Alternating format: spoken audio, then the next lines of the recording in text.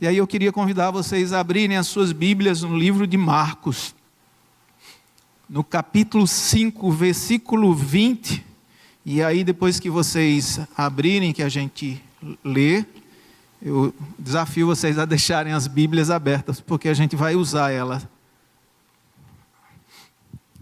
Marcos 5, 20.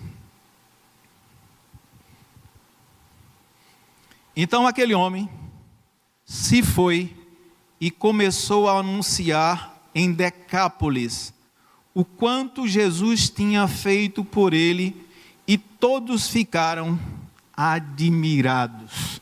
Vamos orar?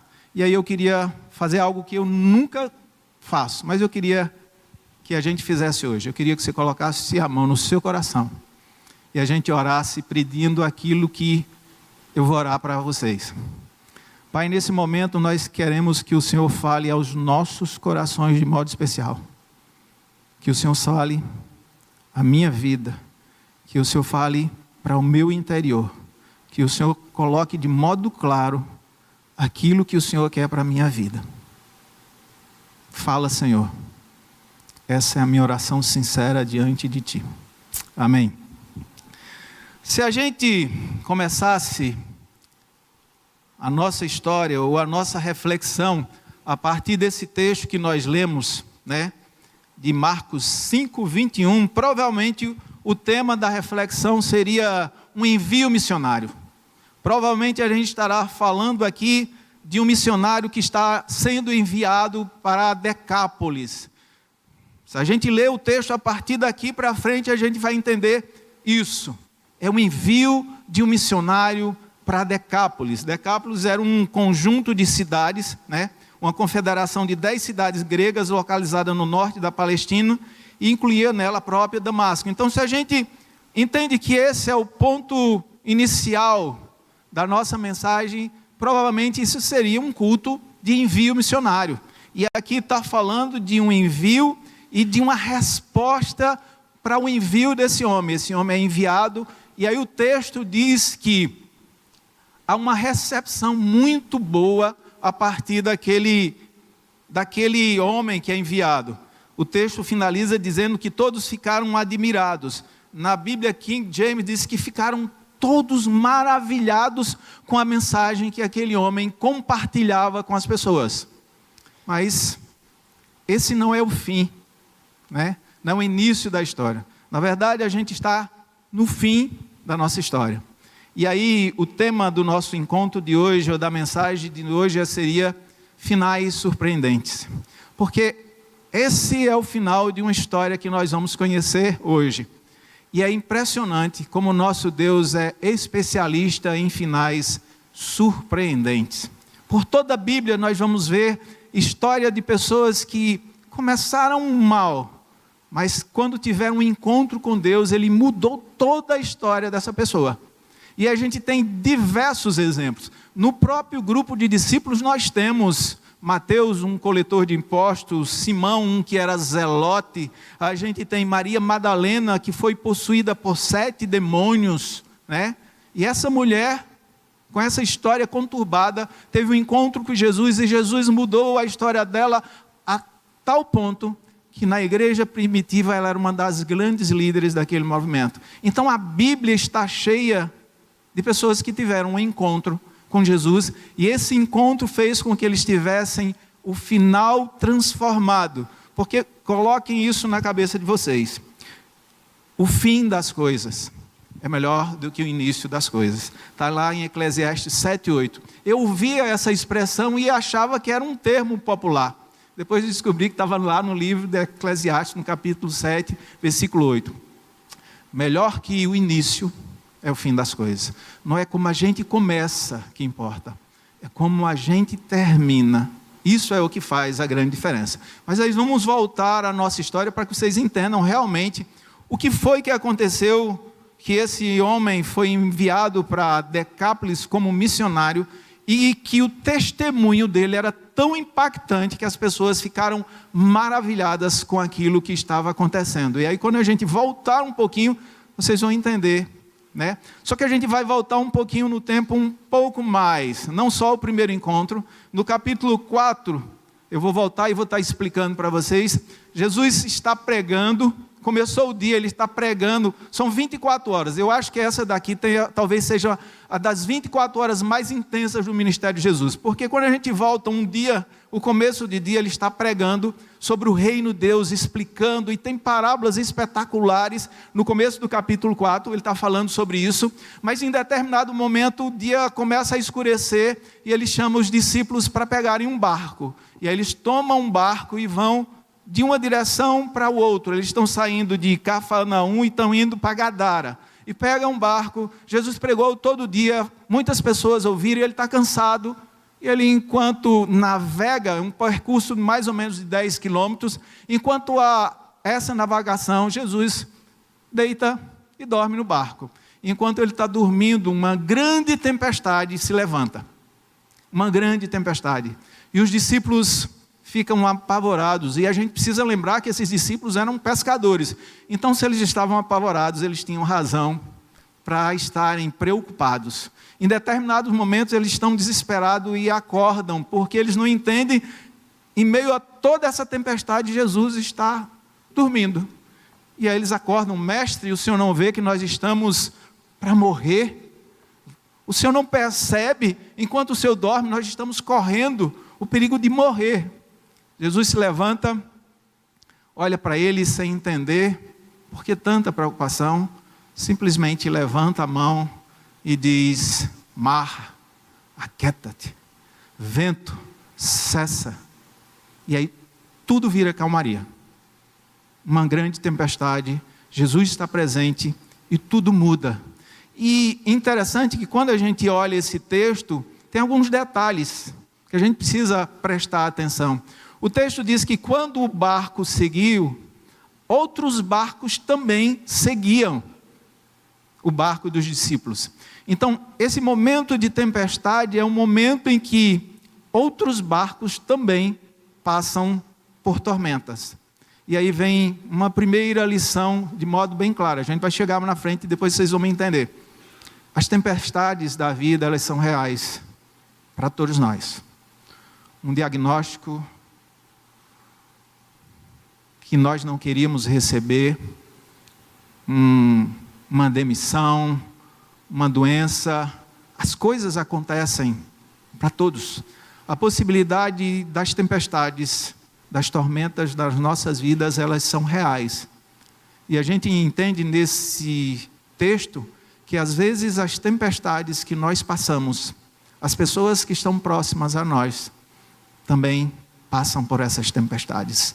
Os barquinhos das pessoas que se relacionam com a gente também sofrem com as tempestades. A primeira coisa que a gente aprende nessa sequência é isso: as tempestades, elas são reais para todos nós. Em algum momento da nossa vida, nós vamos passar por essas tempestades.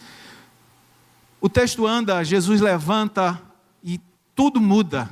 Os discípulos olham e não entendem tudo aquilo que aconteceu. E aí eles olham uns para os outros e dizem: quem é? Quem é esse homem?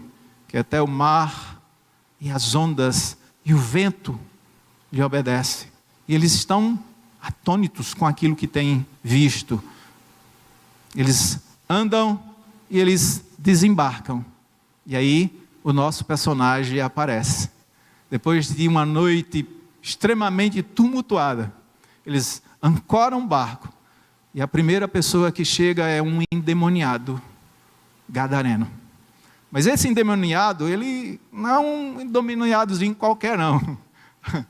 A história dele é muito mais complexa. Quando eles embarcam, aquele homem vem, e o texto diz que aquele homem, ele tinha uma legião de demônios. Alguns traduzem isso usando o termo legião como o termo que era usado pelos romanos, designando mais ou menos um grupo de 6.000 soldados. Ele estava extremamente possuído de demônios diversos. E a história desse homem, o texto, esse encontro é tão marcante que os três evangelhos fazem referência a esse texto. Acho que aquilo que os discípulos viram foi extremamente terrível a situação, porque o texto descreve claramente como esse homem era. Esse era todo cortado, ele passava o tempo todo se cortando, mas diz que ele tinha uma força descomunal, que nenhuma corrente, nenhum homem conseguia conter esse homem. Esse homem, o texto vai mais profundo e ele diz que ele morava não no cemitério, mas nos sepulcros. Ele dormia nos sepulcros e ele não conseguia conviver com ninguém. De dia e de noite esse homem gritava. De dia e noite esse homem era atemorizado por demônios que o tomavam. Vocês imaginam o que é isso? Esse homem ele não tem vida social, ele não pode entrar em ambiente religioso, ele não tem um trabalho, não tem amigo, não tem ninguém. Ele é extremamente perigoso. Ele tem uma força descomunal e é violento, não só com os outros, mas consigo mesmo. Ele se corta. O texto diz que ele está todo mutilado. E esse homem encontra com Jesus nessa situação. E Jesus repreende esse demônio, né? E aquele que é Senhor dos ventos, da água, ele também tem autoridade sobre os demônios. E aquilo que os homens não entendiam, né? Quando descem e vê aquele ser com tanta sede de violência, e Jesus em momento nenhum se preocupa, simplesmente repreende. E a autoridade de Jesus é tão grande que os demônios pedem clemência. Olha, não permita que a gente volte. Tem uma manada, e aí que a gente possa. E Jesus permite, e são 2.000 porcos possuídos por demônios que pulam num precipício e morrem. E imaginem esse homem. Quando Lucas está descrevendo, que Lucas é um pouco mais detalhista, ele diz que esse homem vivia nu. Extremamente violento e nu. E a gente vai andando no texto, e aí, depois desse encontro com Jesus, os porcos morrem, a história se espalha, e as pessoas voltam para ver o que foi que aconteceu. E o texto diz que quando as pessoas chegaram, o homem estava vestido, sentado, e totalmente sã, em plena consciência. Esse é o nosso missionário. Agora a gente conhece esse homem. Um homem que era conhecido como um endemoniado gadareno. Depois de um encontro com Jesus, se transforma no missionário de Decápolis. A tragédia da vida dele, o drama da vida dele vira a sua principal mensagem. Por isso as pessoas ficam maravilhadas com aquilo que veem. Mas esse texto nos ensina uma segunda coisa nesse segundo encontro de Jesus. Existem tempestades que são internas, tempestades que vamos enfrentar de problemas relacionados à nossa vida do cotidiano. Mas existem tempestades que são internas, que estão dentro da nossa alma, estão dentro de nós.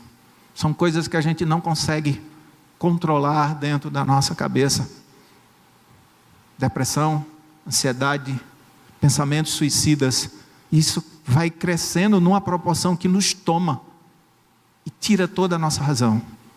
Pode tirar toda a nossa paz. Tempestades existem, elas são reais. E às vezes essas tempestades estão dentro do nosso coração. Jesus não só é aquele que acalma as tempestades externas, Ele cuida também do nosso coração, da nossa alma. É aquele que está em busca de trazer paz para os nossos corações. Essa é a segunda lição que a gente aprende hoje. Existem as tempestades que nós vamos passar. Existe a possibilidade de passarmos por tempestades externas, internas, como aquele homem, como Maria Madalena, como problemas que carregamos dentro de nós, vozes que escutamos e não entendemos, vozes que nos dizem coisas que nós não queremos fazer. E Ele é aquele que tem o controle sobre todas as coisas. Todos aqueles que se encontraram com Ele tiveram a sua história mudada. E isso é a terceira coisa que nós aprendemos hoje. Jesus acalma todas as nossas tempestades. Não existe limite para a sua ação. Não existe algo que você tenha dentro de você que lhe fere, que lhe magoa, que tira a sua paz, que não possa ser tratada por ele. Aquilo que a gente precisa é fazer igual aquele homem que tinha uma turbulência em seu coração, em sua vida. Vá na direção dele. Porque quando aquele homem viu o barco chegar, foi na direção dele que ele foi. Ele nos chama todos os dias para esse encontro. Ele nos chama todos os dias para esse relacionamento com ele. E a gente continua a nossa caminhada, entendendo que a promessa dele, em momento nenhum nós vamos encontrar dizendo que nós não teremos provações. Mas ele disse: no mundo vocês vão ter tribulações, no mundo vocês terão aflições, no mundo vocês terão crises, problemas, dificuldades. Isso é real. Mas tem mais. Mas tem de bom ânimo. Eu venci todas essas coisas. E a promessa dele é que, assim como ele venceu, todos nós iremos vencer. A gente às vezes acha que a religião ou aquilo que a gente vem fazer é só um momento de, às vezes, aliviar um pouco a tensão, ou simplesmente dizer que a gente tem um espaço. Mas o convite dele é para um relacionamento, é para um encontro onde todas as nossas dores, todos os nossos traumas, todas as nossas dificuldades, a promessa dele é que na tempestade ele vai estar conosco. Talvez você esteja vivendo por um momento difícil e, como aqueles discípulos, você ache que ele está dormindo. Não tenha medo, ele está com você. Talvez você esteja igual àquele endemoniado que não tem nem mais consciência ou não acredita nem mais na possibilidade de uma mudança. Mas ele é aquele que faz tudo novo. Ele foi quem encontrou Saulo, um religioso que perseguia os cristãos, que em nome daquilo que acreditava ser a sua fé, era capaz de matar pessoas. E a caminho de Damasco ele disse: Saulo, por que você me persegue? Cega aquele homem. E aquela cegueira é o que traz a visão para ele. Todos nós precisamos encontrar com esse Jesus que transforma. Não se limite a vir no espaço de um templo, semana após semana, sem ter essa certeza e esse relacionamento real. A promessa dele é essa, de que vai estar conosco. Por isso que ele é o Emanuel, aquele que está presente em nossas vidas. Não limite o seu relacionamento com Deus a estar em um tempo, em um espaço em que você não é tocado por ele. Se deixe ser tocado. Se deixe ser alcançado, se deixe ser transformado, porque para ele o que importa não é como você começou, para ele importa como você termina. E ninguém que encontrou Jesus realmente continuou do mesmo jeito. Ninguém que disse no seu coração: Deus, eu te quero, continuou do mesmo jeito. Às vezes a gente acha que vai ter que mudar determinadas coisas na nossa vida, coisas que a gente faz. Aí eu vou fazer isso, e quando eu terminar de fazer isso, quando eu consertar a minha vida, aí eu vou servir Ele. Não é desse jeito que chama. Ele nos chama para que venhamos a Ele como estamos. O processo, meu querido, é com Ele. Essa transformação que vai haver no nosso coração, é Ele quem faz. Nós não temos força suficiente, nós não temos poder suficiente para essa mudança. Aquilo que ele faz é chamar o gadareno como ele está, e ele transforma a vida dele a partir de um desejo dele, de ter paz, de ter sanidade, de ter novamente a possibilidade de conviver com os seus, se relacionar. E agora, aquele homem, ele não é apenas mais um homem, mas é um missionário, porque ele precisa testemunhar daquilo que ele viu, de todas as coisas que ele recebeu do Senhor. E ele vai para onde o Senhor o manda, e todos aqueles que o ouvem entendem que aquele homem teve um final surpreendente, porque As pessoas olham e não acreditam que é a mesma pessoa. Que Deus seja capaz de fazer isso nas nossas vidas. Que as pessoas possam olhar para nós e ver que nós não somos mais quem éramos. Que eles possam olhar para nós e o nosso testemunho. Eu não estou falando testemunho de você falar para as pessoas, mas testemunho de compartilhar aquilo que Deus já tem feito na sua vida. Seja tão impactante que as pessoas possam se maravilhar com aquilo que estão vendo. Transformação que Deus fez na vida dessa pessoa. E aí, para a gente concluir, eu ouço muito as pessoas dizer que Deus é especialista no impossível. E aí eu descobri que Ele tem uma especialidade nova. Ele é especialista em fazer novos finais, em mudar a nossa história. Esse é o Deus a quem servimos. Essa semana eu estava pesquisando sobre esse texto e meditando, e aí eu vi na internet uma mulher que é muito famosa. Ela é tapeceira, e os vídeos dela são espetaculares, milhares de visualização, porque é incrível aquela mulher. Ela começa com uma máquina e vai pontuando aquele tecido, e ninguém entende aquilo que ela está fazendo, mas quando ela vira, é espetacular aquilo que acontece. Às vezes na nossa vida, é assim que Deus está fazendo. Ele está pontuando. Estão acontecendo coisas que a gente não consegue entender. Situações que estamos vivendo, perdas que temos, dificuldades, problemas de saúde, e a gente fica se perguntando: Senhor, por quê? Por que eu? Por que eu estou vivendo isso? Ele está, através da nossa história, reescrevendo e mudando o final das nossas vidas. E aí eu me lembrei de um texto. Queria convidar a Vavilson, ele vai cantar uma música, mas aí eu lembrei de um texto que fala sobre esse tapeceiro que é o nosso Deus. E nós somos obra da sua tapeçaria. E o título do texto é Obra de Tapeçaria.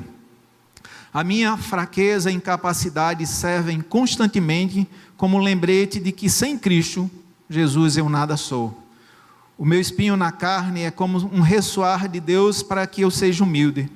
Recentemente lembrei de um escrito que li há algum tempo, que é a transcrição da pregação de John Piper, que fala acerca da depressão, que Spurgeon chamava de pregando em meio à adversidade.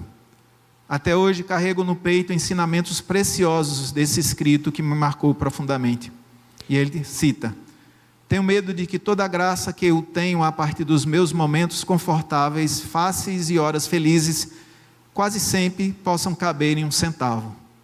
Mas o bem que recebi dos meus sofrimentos, dores, aflições, é totalmente incalculável. A aflição é a melhor peça de mobiliário em minha casa. É o melhor livro na biblioteca de um ministro. Spurgeon.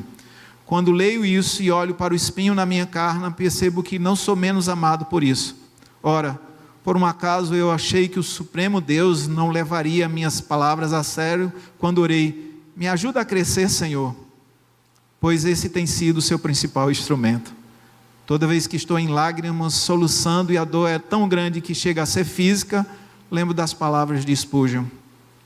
Seria uma experiência muito forte e tentadora para mim pensar que tem uma aflição que Deus nunca me enviou, que o cálice amargo nunca esteve em sua mão, que os meus problemas nunca foram medidos por Ele, nem enviados para mim pela disposição de seu peso e quantidade. Dessa forma, quando os dias sobrinhos vêm, com o rosto prostrado, falo ao meu Senhor: eu não entendo. Queria que essa dor passasse, mas eu creio no que as Escrituras me ensinam. Tu és bondoso, misericordioso, amoroso e fiel. Tu és meu Deus. O coração não deixa de doer, mas lembro de tudo que aprendi, do que as Escrituras dizem dos atributos do Senhor, e repito até que seja uma verdade no meu coração. Porque não importa o que aconteça na minha vida, essas verdades sobre Deus não vão nunca e jamais mudar. Minha vida é apenas uma tapeçaria entre mim e o meu Senhor. Eu não escolho as cores, Ele trabalha incansavelmente. Muitas vezes Ele tece tristeza e eu, tolo orgulho, esqueço que vem o lado certo, e eu apenas o avesso. Apenas quando o tiar ficar mudo, e as lançadeiras cessarem e esvoaçar, então Deus desenrolará a tela e me explicará a razão de tudo. Nas habilidosas mãos do tapeceiro, os fios escuros são necessários para a composição que ele planejou, tanto quanto os fios dourados e prateados. Somos obras na mão de um tapeceiro. Cada linha tem uma finalidade. Vavilson vai cantar uma música que fala sobre isso.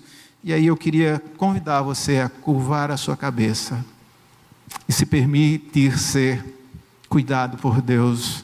Nós não entendemos todas as coisas, nós não temos todas as respostas e nem precisamos. Nós só precisamos confiar. Ele não está dormindo. E não esqueça, aquilo que você está vivendo não é o final. Ele sim é que coloca o ponto final. E nós vamos determinar a partir da nossa disposição de recebê-lo, de acolhê-lo. Amém? Vamos cantar?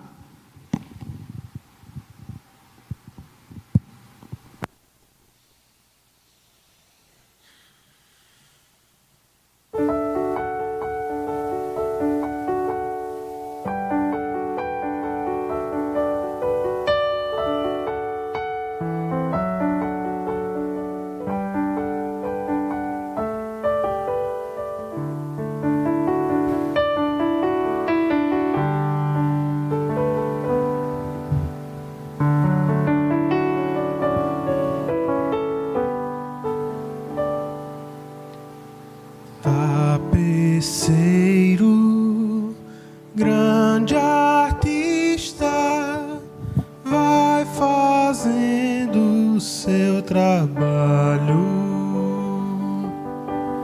incansável, paciente no céu.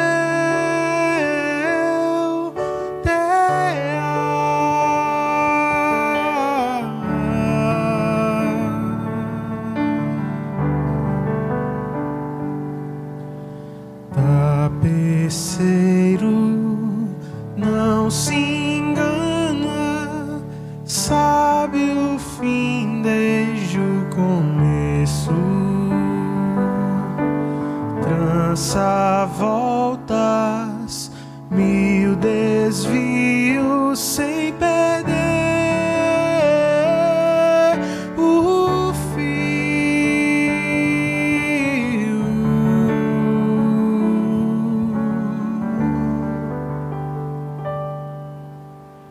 Minha vida é obra de tapeçaria, tecida de cores alegres e vivas, que fazem contraste no meio das cores nubladas e tristes. Se você olha do avesso, nem imagina o desfecho. No fim das contas, tudo se explica, tudo se encaixa, tudo coopera para o meu bem. Quando se vê pelo lado certo, muda-se logo a expressão do rosto, obra de arte, pra honra e glória do tapeceiro.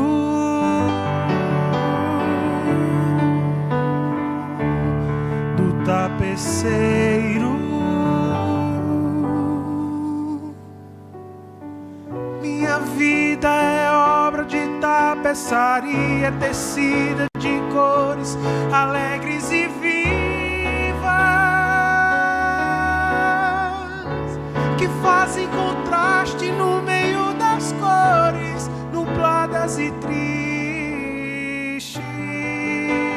Se você olha do avesso, nem imagina o desfecho.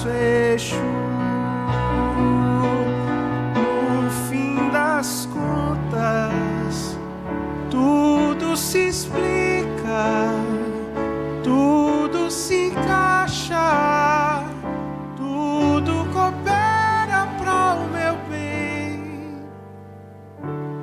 Quando se vê pelo lado certo, todas as cores da minha vida dignificam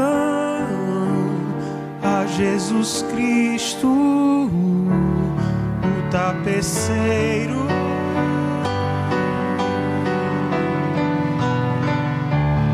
O tapeceiro. O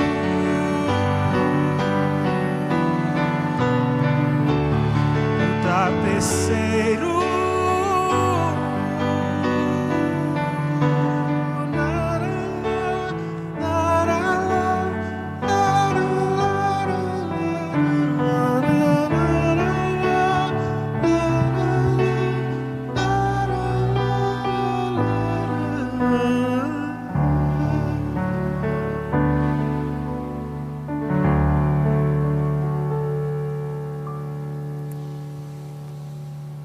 Ele é o tapeceiro. Ele sabe tudo. Queria orar com vocês. E eu não vou pedir para ninguém vir aqui à frente. Mas se alguma coisa do que a gente viu hoje falou seu coração, eu queria que você ficasse de pé no seu lugar, para que a gente agradecesse a Ele por tudo que Ele é em nossas vidas. Amém? Pai, obrigado por Tua palavra, porque o Senhor vem para responder os nossos questionamentos, porque o Senhor vem muitas horas quando nós não entendemos a dor, as perdas, as dificuldades. A Tua palavra vem para nos livrar, que o Senhor não está dormindo, o Senhor está do nosso lado. Essa é a Tua promessa de estar conosco todos os dias, que possamos confiar no tapeceiro e entender que estamos com as nossas vidas sendo tecidas por Ti, que possamos confiar mesmo quando nós não entendemos, que a gente possa continuar andando contigo, Senhor. Que possamos ser alcançados, que esse relacionamento que o Senhor nos chama para ter, ele possa ser aprofundado nesses momentos. Que a percepção da Tua mão sobre a nossa vida seja clara. O Teu cuidado, o Teu zelo, o Teu amor. Porque o amor que Tu tem por nós, ele não tem limites. Porque esse amor foi capaz de dar o Seu próprio Filho por nós. Essa é a segurança que temos desse amor, de um Deus que nos ama nessa intensidade, nessa profundidade. Que a gente possa se aprofundar nesse relacionamento com Deus. E que o Senhor continue presente na vida da Tua igreja, Senhor. Nós choramos assim em nome de Jesus. Amém. Eu vou pedir para o irmão João vir aqui.